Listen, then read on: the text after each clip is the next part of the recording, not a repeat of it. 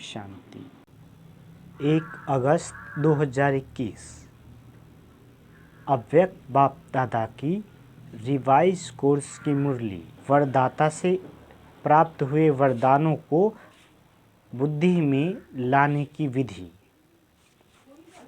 आज बाप दादा अपने रूहानी चात्रक बच्चों को देख रहे हैं। हर एक बच्चा बाप से सुनने के, मिलने के और साथ साथ बाप समान बनने के चात्रक है। सुनने से जन्म जन्मांतर की प्यास मिट जाती है। ज्ञान अमृत प्यासी आत्माओं को तृप्त आत्मा बना देता है। सुनते सुनते आत्माएं भी बाप समान ज्ञान स्वरूप बन जाती है। वह ये कहे ज्ञान मुरली सुनते सुनते स्वयं भी मुरलीधर बच्चे बन जाते हैं। रूहानी मिलन मनाते बाप के स्नेह में समा जाते हैं। मिलन मनाते लवलीन मगन स्थिति वाले बन जाते हैं। मिलन मनाते एक बाप दूसरा न कोई इस अनुभूति में समाये हुए रहते हैं। मिलन मनाते निर्विघ्न सदा बाप के संग के रंग में लाल बन जाते हैं। जब ऐसे समाये हुए व स्नेह में लवलीन बन जाते हैं तो क्या आशा रहती है बाप समान बनने की। बाप के हर कदम पर कदम रखने वाले अर्थात बाप समान बनने वाले। जैसे बाप का सदा सर्वशक्तिमान स्वरूप है, ऐसे बच्चे भी सदा मास्टर सर्वशक्तिमान स्वरूप बन जाते हैं। जो बाप का स्वरूप है सदा शक्तिशाली, सदा लाइट, ऐसे समान बन जाते हैं। समान बनने की विशेष बातें जानते हो न। बाबा कहते किन किन बातों में बाप समान बनना है। बन रहे हो और बने भी हो। जैसा बाप का नाम बच्चों का भी वही नाम है, विश्व कल्याणकारी। यही नाम है ना आप सबका। जो बाप का रूप वही बच्चों का रूप, जो बाप के गुण वही बच्चों के। बाप के हर गुण को धारण करने वाले ही बाप समान बनते हैं। जो बाप का कार्य वह बच्चों का कार्य। सब बातों में बाप समान बनना है। लक्ष्य तो सभी का वही है ना। सम्मुख रहने वाले नहीं लेकिन समान बनने वाले हैं। इसको ही कहा जाता है फॉलो फादर करने वाले। तो अपने को चेक करो, सब बातों में कहाँ तक बाप समान बने हैं। समान बनने का वरदान आदि से बाप ने बच्चों को दिया है। आदि का वरदान है सर्व शक्तियों से संपन्न भव। लौकिक जीवन में बाप व गुरु वरदान देते हैं धनवान भव, पुत्रवान भव, बड़ी आयु भव या सुखी भव का वरदान देते हैं। बाप ने क्या वरदान दिया। सदा ज्ञान धन शक्ति के धन से संपन्न भव। यही ब्राह्मण जीवन का खजाना है। जब से ब्राह्मण जन्म लिया तब से संगमियों की स्थापना के कार्य में अंत तक जीना अर्थात बड़ी आयु भव। बीच में अगर ब्राह्मण जीवन से निकल पुराने संस्कारों व पुराने संसार में चले जाते हैं तो इसको कहा जाता है जन्म लिया लेकिन छोटी आयु वाले। क्योंकि ब्राह्मण जीवन से मर गए। कोई कोई ऐसे भी होते हैं जो कोमा में चले जाते हैं, होते हुए भी ना के बराबर होते हैं और कभी कभी जाग भी जाते हैं, लेकिन वह जिंदा होना भी मरने के समान ही होता है। तो बड़ी आयु भव अर्थात सदा आदि से अंत तक ब्राह्मण जीवन व श्रेष्ठ दिव्य जीवन की सर्व प्राप्तियों में जीना। बड़ी आयु के साथ साथ निरोगी भव का भी वरदान आवश्यक है। अगर आयु बड़ी है लेकिन माया की व्याधि बार बार कमज़ोर बना देती है तो वो जीना भी जीना नहीं है। तो बड़ी आयु भव के साथ सदा तंदुरुस्त रहना अर्थात निर्विघ्न रहना है। बार बार उलझन में व दिल शिकस्त की स्थिति के बिस्तर हवाले नहीं होना है। जो कोई बीमार होता है तो बिस्तर हवाले होता है ना। छोटी छोटी उलझन तो चलते फिरते भी ख़त्म कर देते हो, लेकिन जब कोई बड़ी समस्या आ जाती, उलझन में आ जाते, दिल शिकस्त बन जाते हो तो मन की हालत क्या होती है। जैसे शरीर बिस्तर के हवाले होता है तो कोई दिल नहीं होती उठने की, चलने की व खाने पीने की कोई दिल नहीं होती। ऐसे यहाँ भी योग में बैठेंगे तो भी दिल नहीं लगेगी। ज्ञान भी सुनेंगे तो भी दिल से नहीं सुनेंगे। सेवा भी दिल से नहीं करेंगे। दिखावे से व डर से लोकलाज से करेंगे। बाबा कहते इसको सदा तंदुरुस्त जीवन नहीं कहेंगे तो बड़ी आयु भव अर्थात निरोगी भव इसको कहा जाता है। पुत्रवान भव व संतान भव। आपके संतान हैं, 2-4 बच्चे नहीं पैदा किए हैं। संतान भव का वरदान है ना, 2-4 बच्चों का वरदान नहीं मिलता, लेकिन जब बाप समान मास्टर रचयिता की स्टेज पर स्थित हो तब तो ये सब अपनी रचना लगती है। बेहद के मास्टर रचयिता बनना ये बेहद का पुत्रवान भव संतान भव हो जाता। हद के नहीं कि जो 2-4 जिज्ञासु हमने बनाया ये मेरे हैं, नहीं, मास्टर रचयिता की स्टेज बेहद की स्टेज है।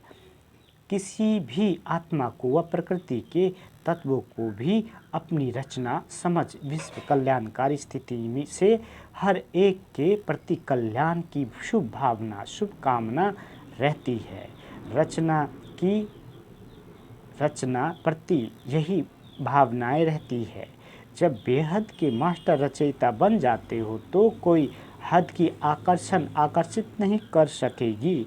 सदा अपने को कहाँ खड़ा हुआ देखेंगे। बाबा कहते जैसे वृक्ष का रचता बीज जब वृक्ष की अंतिम स्टेज आती है तो जब बीज ऊपर आ जाता है ना, ऐसे बेहद के मास्टर रचयिता सदा अपने को इस कल्प वृक्ष के ऊपर खड़ा हुआ अनुभव करेंगे। बाप के साथ साथ वृक्ष के ऊपर मास्टर बीज रूप बन शक्तियों की किरणों की शुभ भावना शुभकामना की स्नेह की सहयोग की किरणें फैलाएंगी। जैसे सूर्य ऊंचा रहता है तो सारे विश्व में स्वतः ही किरणें फैलती है ना, ऐसे मास्टर रचयिता व मास्टर बीज रूप बन सारे वृक्ष को किरणें व पानी दे सकते हो। तो कितनी संतान हुए, सारी विश्व आपकी रचना हो गई ना। तो मास्टर रचता भव इसको कहते हैं। पुत्रवान भव तो कितने वरदान है, इसको ही कहा जाता है बाप समान बनना। जन्मते ही यह सब वरदान हर एक ब्राह्मण आत्मा को बाप ने दे दिया है। वरदान मिले हैं ना, वह अभी मिलने हैं। बाबा कहते जब कोई भी वरदान किसी को मिलता है तो वरदान के साथ साथ वरदान को कार्य में लगाने की विधि भी सुनाई जाती है। तो बाबा कहते अगर वह विधि नहीं अपनाते हो तो वरदान का लाभ नहीं ले सकते। तो वरदान तो सभी को मिला हुआ है, लेकिन हर एक वरदान को विधि से कर सकते हैं। वृद्धि को कैसे प्राप्त कर सकते हैं, उसकी विधि सबसे सहज और सबसे श्रेष्ठ यही है। जैसा समय उस परमान वरदान स्मृति में आए और स्मृति में आने से समर्थ बन जाएंगे और सिद्धि स्वरूप बन जाएंगे। जितना समय परमान कार्य में लगाएंगे उतना वरदान वृद्धि को प्राप्त करता रहेगा, अर्थात सदा वरदान का फल अनुभव करते रहेंगे। इतने श्रेष्ठ शक्तिशाली वरदान मिले हुए हैं ना। बाबा कहते सिर्फ अपने प्रति कार्य में लगाए फल प्राप्त कर सकते हो, लेकिन अन्य आत्माओं को भी वरदाता बाप से वरदान प्राप्त कराने के योग बना सकते हो। यह संगम युग का वरदान 21 जन्म भिन्न रूप के से साथ में रहता है। यह संगम का रूप अलग है और 21 जन्म यही वरदान जीवन के हिसाब से चलता रहता है, लेकिन वरदाता और वरदान प्राप्त होने का समय अभी है। तो यह चेक करो कि सर्व वरदान कार्य में लगाते सहज आगे बढ़ रहे हो। बाबा कहते, यह वरदान की विशेषता है कि वरदानी को कभी मेहनत नहीं करनी पड़ती। जब भक्त आत्माएं भी मेहनत कर थक जाती है तो बाप से वरदान ही मांगती है। आपके पास भी जब कोई लोग आते हैं योग लगाने की मेहनत नहीं करने चाहते तो क्या भाषा बोलते हैं? कहते हैं सिर्फ हमें वरदान दो, माथे पर हाथ रख लो। आप ब्राह्मण बच्चों के ऊपर वरदाता बाप का हाथ सदा है, श्रेष्ठ मत ही साथ है। स्थूल हाथ तो 24 घंटे नहीं रखेंगे ना। यह बाप की श्रेष्ठ मत का वरदान रूपी हाथ सदा बच्चों के ऊपर है। अमृत वेले से लेकर रात को सोने तक हर श्वास के लिए, हर संकल्प के लिए, हर कर्म के लिए श्रेष्ठ मत का हाथ है ही। इसी वरदान को विधि पूर्वक चलाते चलो तो कभी भी मेहनत नहीं करनी पड़ेगी। जैसे देवताओं के लिए गायन है अच्छा, इच्छा मात्रम अविद्या, यह है फरिश्ता जीवन की विशेषता। देवताई जीवन में तो इच्छा की बात ही नहीं। ब्राह्मण जीवन सो फरिश्ता जीवन बन जाती, अर्थात कर्मातीत स्थिति को प्राप्त हो जाती। किसी भी शुद्ध कर्म व व्यर्थ कर्म व विक्रम व पिछला कर्म किसी भी कर्म के बंधन में बंध कर करना, इसको कर्मातीत अवस्था नहीं कहेंगे। एक है कर्म का संबंध, एक है बंधन। तो जैसे यह गायन है हद की इच्छा से अविद्या, ऐसे फरिश्ता जीवन व ब्राह्मण जीवन अर्थात मुश्किल शब्द की अविद्या, बोझ से अविद्या, मालूम ही नहीं कि वह क्या होता है। तो वरदानी आत्मा अर्थात मुश्किल जीवन से अविद्या का अनुभव करने वाली, इसको कहा जाता है वरदानी आत्मा। तो बाप समान बनना अर्थात सदा वरदाता से प्राप्त हुए वरदानों से पलना, सदा निश्चय निश्चिंत विजय अनुभव करना। कई बच्चे पुरुषार्थ तो बहुत अच्छा करते, लेकिन पुरुषार्थ का बोझ अनुभव होना ये यथार्थ पुरुषार्थ नहीं है। अटेंशन रखना ये ब्राह्मण जीवन की विधि है, लेकिन अटेंशन टेंशन में बदल जाता है। नेचुरल अटेंशन नहीं रहता है, इसको भी यथार्थ अटेंशन नहीं कहा जाएगा। जैसे जीवन में स्थूल नॉलेज रहती है कि यह चीज़ अच्छी है, यह बात करनी है, यह नहीं करनी है, तो नॉलेज के आधार पर जो नॉलेजफुल होते हैं उनकी निशानी है, उनको नेचुरल अटेंशन रहता है। यह खाना है, यह नहीं खाना है, यह करना है, यह नहीं करना है। हर कदम में टेंशन नहीं रहता कि यह करूं या नहीं करूं, यह खाऊं या नहीं खाऊं, ऐसे चलूं व नहीं। नेचुरल नॉलेज की शक्ति से अटेंशन है।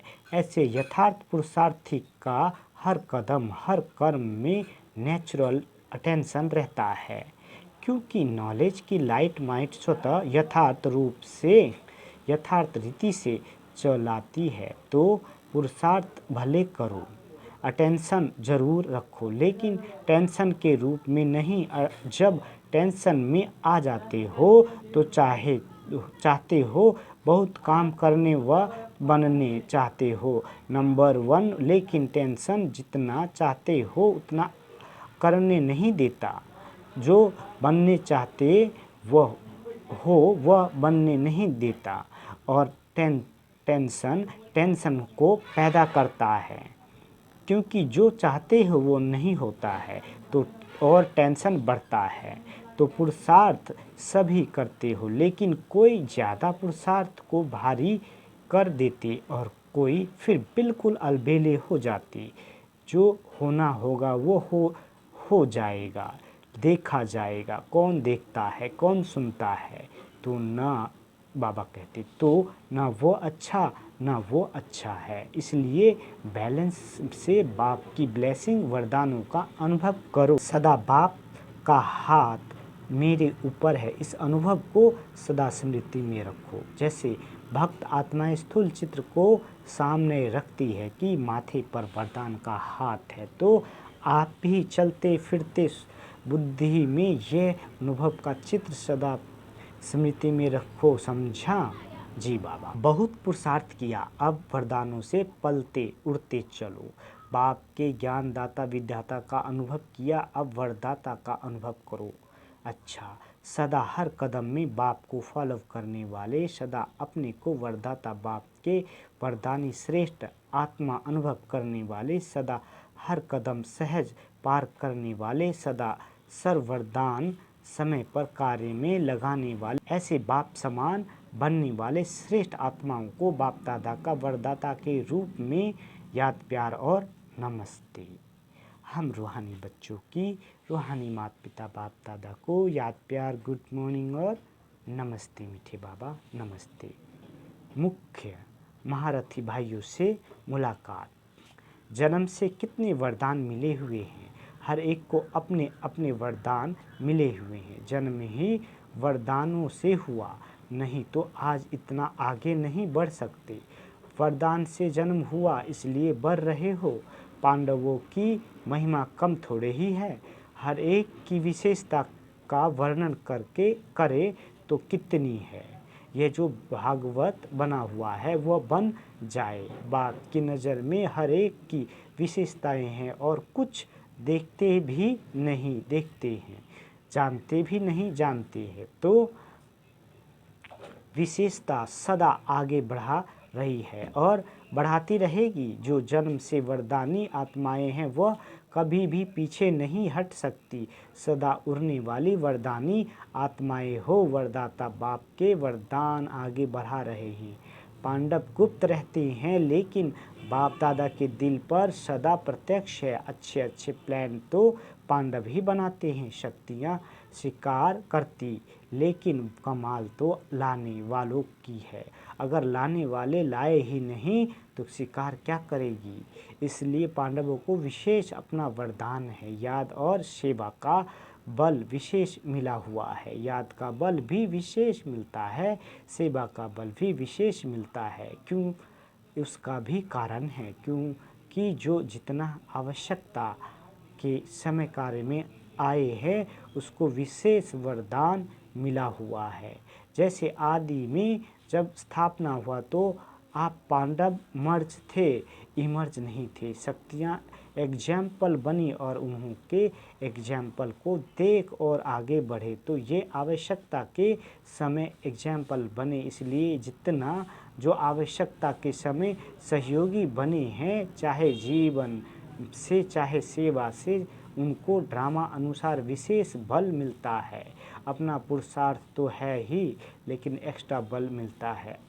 अच्छा, सेवा करने से जो सर्व आत्माओं खुश होती है उसका भी बहुत बल मिलता है। जो अनुभवी आत्माएं हैं उन्हों के सेवा की आवश्यकता है, क्योंकि जिन्होंने साकार में पालना ली है उन्हों को देख करके सदा बाप ही याद आता है। कभी भी आप लोग दादियाँ कहा जाएंगी तो विशेष क्या पूछेंगी, चरित्र सुनाओ, कोई बाप की बातें सुनाओ, तो विशेषता है ना। इसलिए सेवा की विशेषता का वरदान मिला हुआ है। चाहे स्टेज पर खड़े हो कर भाषण न भी करो, लेकिन यह सबसे बड़ा भाषण है। चरित्र सुनाकर चरित्रवान बनने की प्रेरणा देना, यह सबसे बड़ी सेवा है। तो सेवा पर जाना ही है और सेवा के निमित्त बनना ही है। अच्छा, वरदान हद की जिम्मेवारियों को बेहद में परिवर्तन करने वाले स्मृति स्वरूप नष्टो मोहा भव। बाबा कहते नष्टो मोहा बनने के लिए सिर्फ अपने स्मृति स्वरूप को परिवर्तन करो। मोह तब आता है जब ये स्मृति रहती है कि हम गृहस्थी है, हमारा घर, हमारा संबंध है। अब इस हद की जिम्मेवारी को बेहद की जिम्मेवारी में परिवर्तन कर दो। बेहद की जिम्मेवारी निभाएंगे तो हद की स्वतः ही पूरी हो जाएगी। लेकिन यदि बेहद की जिम्मेवारी को भूल सिर्फ हद की जिम्मेवारी निभाते हो तो उसे और ही बिगाड़ते हो, क्योंकि वह फर्ज मुँह का मर्ज हो जाता है। इसलिए अपने स्मृति स्वरूप को परिवर्तन कर नष्टो मोहा बनो। स्लोगन: ऐसी तीव्र उड़ान भरो जो बातों रूपी बादल सेकंड में क्रॉस हो जाए। ओम शांति।